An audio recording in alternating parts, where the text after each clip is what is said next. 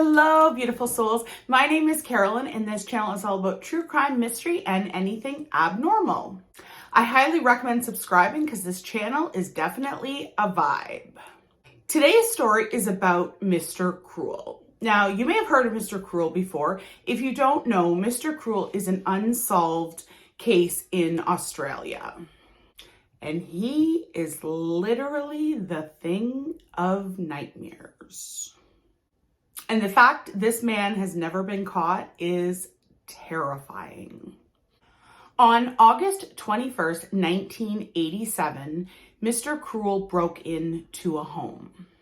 He broke in at 4 a.m. and the way he was able to get into the house was he removed a window pane and crawled through the window. So obviously it's 4 in the morning, so everyone in the household is asleep. In the household were the mother and father, an 11-year-old girl, and a young boy. When Mr. Cruel broke into the house, he headed towards the parents' bedroom. When he went into the bedroom, he told the parents, "I'm here to rob you. I'm not going to hurt anyone. If you follow my instructions, do not resist, no one will get hurt." Mr. Cruel would always wear a black balaclava over his face and would have 2 tiny little slits for eyes and a little slit for the mouth. I'll insert a picture here of what he looks like because this is, I think, what makes this story so terrifying. Because if you saw that in your bedroom in the middle of the night, I cannot even imagine how terrifying that would be. He tied up both parents, he blindfolded them, and then put them in their wardrobe. Mr. Cruel was not there to rob them. Even though he had the opportunity to take anything of value that he would want, he didn't. He had a much sinister reason for being there. Mr. Cruel then went into their son's, a very young boy, and told him that if he moved, he would kill him. Obviously, being a little boy and having a man appear in your bedroom with that balaclava over his face, looking absolutely terrifying, he would have terrified him enough to keep him silent. But what this little boy would listen to for the next 2 hours was even more terrifying. Mr. Cruel then went into the 11-year-old daughter's bedroom. This is why he was here. He threatened the young girl as well, telling her that he would kill her if she did not comply with his wishes. He would then spend the next 2 hours assaulting this young girl extremely violently. But he would also take breaks. So he would be in her room assaulting her. He would obviously go several times and check on the parents just to make sure that they hadn't gotten free and he could still continue what he wanted to do. But he would also take breaks to go down to the kitchen to make himself something to eat. And one of the theories about Mr. Cruel is that he was actually the Golden State Killer. This theory began because, if you know anything about the Golden State Killer, he as well would break into homes and then go to the kitchen and make himself a meal. This is something that is extremely, extremely rare. Normally, a perpetrator is going to break into a house, commit the crimes that he wants to commit, and then leave and not stick around for a snack. Later in the video, I'll go a little bit more into the theory that it could possibly have been the Golden State Killer. After 2 hours, Mr. Cruel was done with what he wanted to do. He then went downstairs, he stole a couple of old records and a jacket and left the house. The things that he stole had no financial value. And sometimes perpetrators like to take trophies, but these 2 things would have been a very odd choice to take as a trophy. There are a couple of old records and a random jacket. But that's what he took. When the 11-year-old girl was interviewed later by police, she told the police that while Mr. Cruel was there during the 2 hours that he was assaulting her, he also took a break to make a phone call. The little girl heard the phone call and she told the police that it was him threatening another family. What she overheard was him basically saying he was going to come and kill another family. And he also referred to them as bozo. Bozo, odd choice, but okay. Police obviously want to investigate this phone call. They want the phone records and they want to know who did he call, because this was the best lead that they had at this point. When they got the phone records, they found out that Mr. Cruel never made a phone call. And there's a number of theories about this phone call. Some people believe he had some form of mental illness and he actually believed he was making a phone call. Other people believe that this was some type of countermeasure to confuse police. I believe the latter, but because he's never been caught, we don't know anything for sure. As his crimes progress, he does repeatedly do things that, in my opinion, are countermeasures or things done to confuse police. On December 27th, 1998, Mr. Cruel broke into another family's home in Melbourne. Again, wearing the balaclava, the father woke up feeling something cold against his temple. When he opened his eyes, he realized that it was a gun being held to his head, and Mr. Cruel was standing above him holding that gun. And then Mr. Cruel whispered in the father's ear, "Don't be a hero." The parents were tied up with copper wire and surgical tape. They were already blindfolded, and Mr. Cruel had cut the phone lines before he had ever entered the home. The family had 4 daughters, so Mr. Cruel tied up 3 of the daughters. He then abducted 10-year-old Sharon Wells from her home.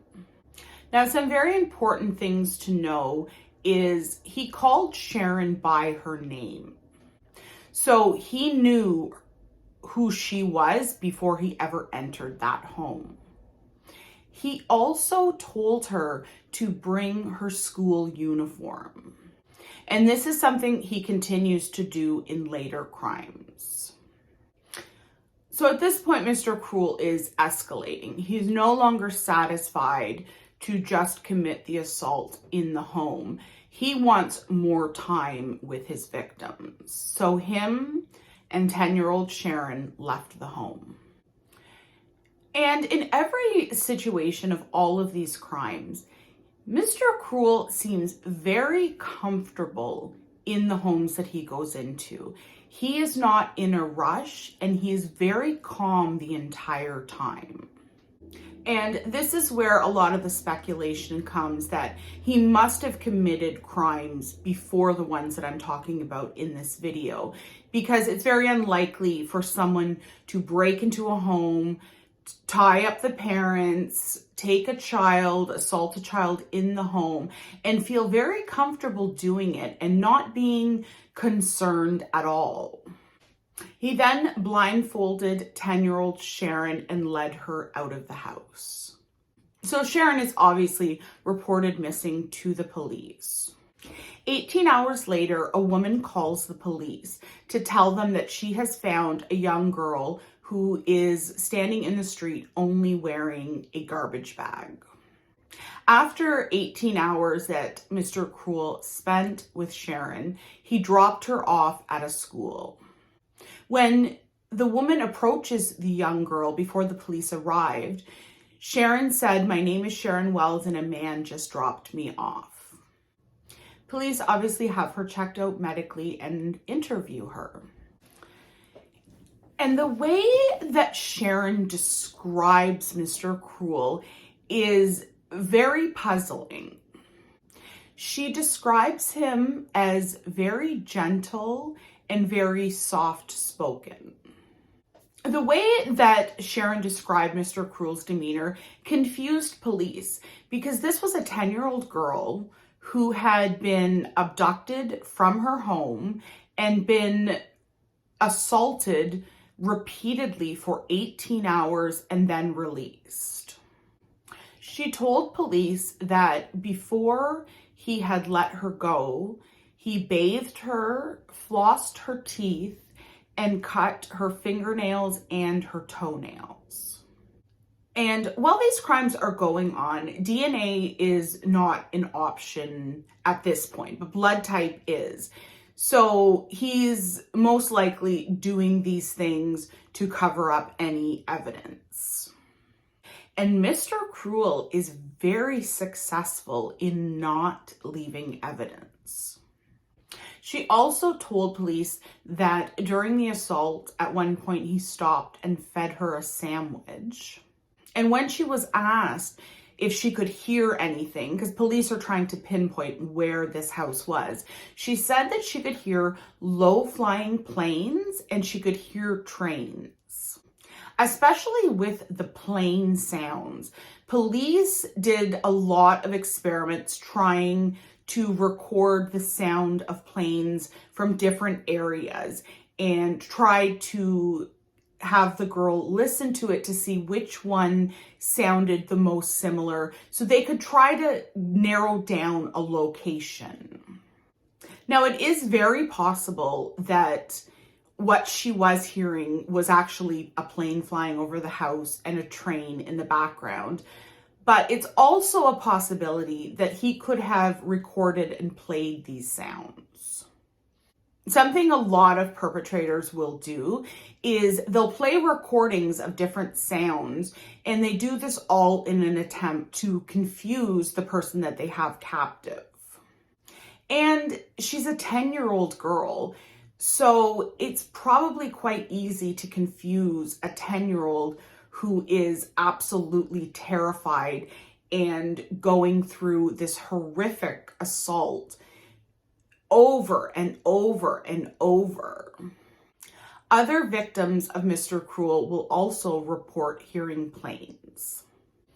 On July 3rd, 1990, Mr. Cruel broke into a home at 11:30 p.m. This is a UK family that was living in Australia at the time. And they were about to return home to the UK. So the parents had gone out that evening to a friend's house to kind of have a bit of a going away party. The girls in this home are older. There's two girls, one who is 15 and one who is 13. So he ties up and blindfolds both girls. He had cut the phone lines before he ever entered the home. Before he left the home with the 13-year-old Nicola, he told the 15-year-old sister to tell her parents that he was kidnapping the 13-year-old and he wanted $50,000 to return her. So Mr. Cruel takes the 13-year-old girl, who he had also told to bring her school uniform, and he takes her outside and he steals the family car. The family car is found not too far from their home. So it's believed that he parked his own car farther away from the home, walked to the home, kidnapped the girl, and then took her in the family car, drove to his car, and then abandoned the family car and left with the girl in his own car. Police had believed from the beginning that he must have been stalking the families. But this crime really cemented in their mind that he must have been stalking them. Mr. Cruel knew when he broke into that house, there were no parents home. It was the two teenage girls home alone. So police and the parents are believing that he has kidnapped her for money because that's what he told the other daughter. So the parents hold a press conference and say, "We will pay you whatever you want. We just want our daughter returned." But Mr. Cruel is not doing any of this for ransom. I think it again is another countermeasure he does to try to confuse the police and possibly to try to have them not connect his crimes. So Mr. Cruel takes Nicola to his home, ties her to a bed. She is blindfolded the entire time, but she believes that she was being videotaped. She also mentioned that Mr. Cruel would speak as though there were other people in the room, but no one ever responded to him. So again, the theory of him having some type of mental health issue and maybe thinking there was someone there is one possibility. Another is there could have been someone else there who was communicating back with Mr. Cruel without speaking. So I don't know how they would communicate, maybe by hand gestures or something like that, because Mr. Cruel knows that he's going to release this girl. So he knows she will be released and then interviewed by police. And it could also have been just him trying to confuse the girl, and then when she goes to speak with the police, to confuse the police of what was actually happening. After 50 hours, Nicola is dropped off at an electrical substation. And then there's a whole big theory to do with the electrical substations, but I'm going to go into all the theories at the end. When she was being interviewed, she told police that many times she tried to get a peek at him. She was trying to see what he looked like. And thankfully she wasn't, because if she would have seen him, she probably would have been killed. And Mr. Cruel notices that she's trying to peek at him. She never does actually get to see him, but he noticed that that's what she was trying to do. And he said to her, "My liberty and freedom are more important than your life." And she described the way that she was tied to the bed. There was attached to the bed like a neck brace that held her flat against the mattress. She couldn't move at all. And in this case, him mentioning wanting the ransom money, there was never any attempt to get ransom money at any point. So it's believed that he was never looking for ransom money. On April 13th, 1991, Mr. Cruel breaks into the Chan household. He again is wearing the same black balaclava. He's armed with a knife and a gun. He had broken into the home around 8:40 p.m. Their parents, they owned multiple restaurants. So the parents were out at work and the girls were home alone. He abducted 13-year-old Carmen. Again, he tells her to bring her school uniform. So the police are contacted, and right away the police believe this is the work of Mr. Cruel. But hours and days and months go by and Carmen is never set free. With all of the other girls, the public had a lot of sympathy for the parents, which obviously is normal and natural. In Carmen's case, the public has very little sympathy for this family. One thing Mr. Cruel had done, which he had never done before, was he had graffitied the garage door of the family home. And on it, he had written that the parents were drug dealers and this was payback. So the public and the press kind of believed this, and the police also questioned this a lot as well. The police spent a lot of time investigating the parents to see if there was any type of drug dealing or drug trafficking or any type of illegal activity. And these two parents, they're not doing anything wrong. They're not committing any crimes. They own a couple of restaurants. They're just very hardworking people trying to provide the best they can for their daughters. but they were treated very differently by the media and the public. And while the beginning of this investigation was focused on the parents and their supposed illegal activities, the police eventually discover, yes, these parents are not criminals. They don't commit crimes. They're just hardworking, honest people running restaurants, making money for their family. And eventually they realize that, yes, no, this has nothing to do with the parents at all. But in the eyes of the public, it seems kind of like the damage was done. In this case, Carmen was never returned. 1 year later, her body was found decomposing and she had been shot several times in the head. And she was found at an electrical substation. Now, I had no idea what an electrical substation is. I still am not clear on exactly what it is, but it's basically, I think, kind of the best I could figure out by Googling it is they're like towers that are around the city that I guess the electricity goes through them. I don't know how it works, but this created a very big theory. One theory is that Mr. Cruel worked in some capacity for an electric company. That somehow in his job, he worked in and around these electrical substation towers.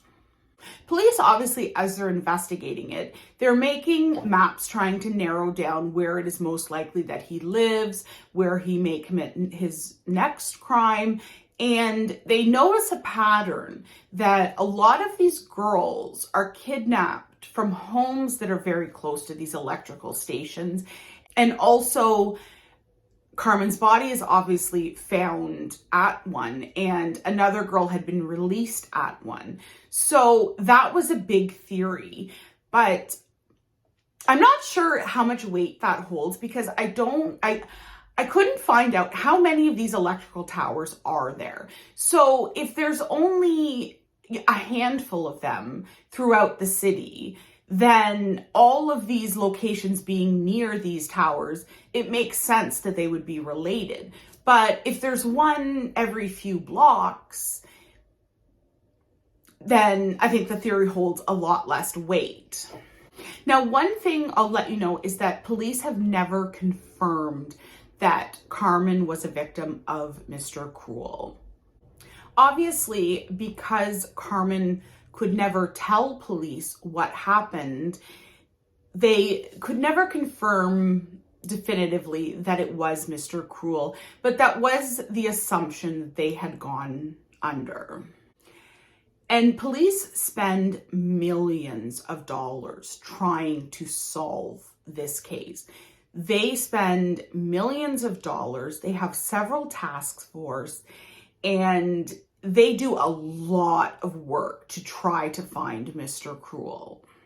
They interviewed over 27,000 people. They also searched over 30,000 homes. And there were 70 arrests made during these searches, but they were all completely unrelated to Mr. Cruel. The 70 people who were arrested and charged were all found to either possess or be manufacturing child videos. I can't say it here, you know what I mean. So, I mean, that's one good thing that came from this. At least they've got these 70 pedos. But Mr. Cruel has never been found. So let's get into the theories.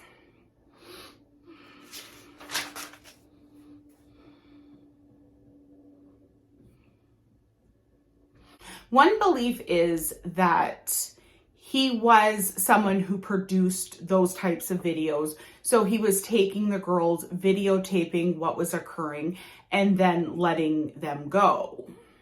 Police spent a lot of time and effort searching the dark web, seeing if they could find any videos of these girls, and then work backwards to try to figure out who was posting these videos. But they were never able to find anything online anywhere of these videos. So that's one theory, that he was doing this to produce child's videos. Disgusting. Another theory was that Mr. Cruel worked in the school system somehow. This became a theory because the police started to believe that possibly he was getting the information about the families through information on the school system. Because this is the 80s and very, very early 90s. So it's not like Mr. Cruel could just go on the internet and stalk these people and find out all this information about them. That was not an option at this time. Also, the fact that he was telling them to bring their school uniforms. To me, the school uniforms could have a very different meaning, but... Also, two of the girls went to the same school. So that, again, kind of added to the theory that somehow this could be some type of school employee. Also, all of the crimes were committed when there was breaks from school. So that was one theory. The most sensationalized theory is that Mr. Cruel is the Golden State Killer. The Golden State Killer is very well known to have gone into victims' homes and made meals and sat down and ate them. And Mr. Cruel, in one of his crimes, goes and makes himself something to eat and eats it in the home. And police have said that this is something that is extremely, extremely uncommon. This is not something that they see very often. The other thing that adds a little bit of weight to the Golden State Killer theory is Mr. Cruel's crimes were committed during a period when the Golden State Killer was taking breaks. It is also believed that the Golden State Killer had gone to Australia because he had been dating a woman in Australia. Now that they have obviously found the Golden State Killer, it's, I believe, highly unlikely that it was him, because police now obviously have caught him. They have his DNA. And Mr. Cruel, at one point, he was very good not to leave any type of physical evidence. But one thing that they did find was a red hair that they believe had come from a beard or some type of facial hair. So I would assume, I don't know, that when they caught the Golden State Killer, I would imagine that they would run the DNA against the hair of Mr. Cruel. And I think the theory also got a lot of weight because it was very sensational to say, okay, we've got the Golden State Killer in California, Mr. Cruel in Australia, maybe they're the same person. It's something that, you know, would get a lot of people's attention and something that people would pay attention to. And as much as you can see similarities between some of the Golden State Killer's crimes and Mr. Cruel, the Golden State Killer left evidence everywhere. He made no attempt to hide any type of forensic evidence or cover up anything, whereas Mr. Cruel was extremely meticulous in not leaving evidence, in covering his crime. So to me, I don't see how they could be the same person. And I do believe that the police have, now that the Golden State Killer has been caught, I would imagine police have investigated that very closely. There's also a number of other crimes that they have not confirmed were committed by Mr. Cruel, but they were suspected to be Mr. Cruel. One crime that is very much believed to have been committed by Mr. Cruel was an abduction of a girl in February 1985. The girl was abducted from her home and held and assaulted in similar ways as Mr. Cruel's other victims. The reason this is believed that it could very possibly be Mr. Cruel, because her assaulter said to her, "My liberty and freedom is more important than your life." For someone to say the exact same thing, it seems to me that it very likely was Mr. Cruel. Police obviously cannot confirm these things because he hasn't been caught. There was also a belief that there were earlier crimes that were committed, and most people believe Mr. Cruel's victims was sexual in nature towards young girls. There were also crimes committed prior to the crimes that I'm telling you about today, where it was much older women that were attacked. There was an elderly nun who was attacked, and then there were several attacks on grown women. There's also a belief that Mr. Cruel could have been assaulting older women, and possibly he was aging and getting older, so he decided to then attack younger girls because they would be easier to control than a grown woman who would have much better chance of fighting back. But unfortunately, it's all speculation. Mr. Cruel was never caught, and there's a lot of crimes that he's suspected of, but police will not confirm it's him because they can't prove it. But I think with the Golden State Killer getting caught a couple of years ago, it gives us great hope that hopefully one day Mr. Cruel will be caught. So Mr. Cruel, this is a case that was requested. It's actually been requested by several people. So if you have suggestions of cases you'd like me to cover, leave it in the comment section below. Right now, I'm alternating between cases that I already have a list of cases that I want to cover, and I'm alternating between those and suggestions. So if you leave a suggestion, there's a good chance, you may have to wait a bit, but there's a good chance you'll get a video on it. So I just want to thank all of you who are watching the video, subscribing, liking, commenting, sharing the video. I saw a few of you on Instagram doing that. Thank you very much. You guys are absolutely amazing. If you want to follow me on Instagram, it's just abnormally_Carolyn. And just know your support means the world to me. I really appreciate it. If you enjoyed the video, give it a like. If you'd like to see more from me, please subscribe, and I will see you in the next one.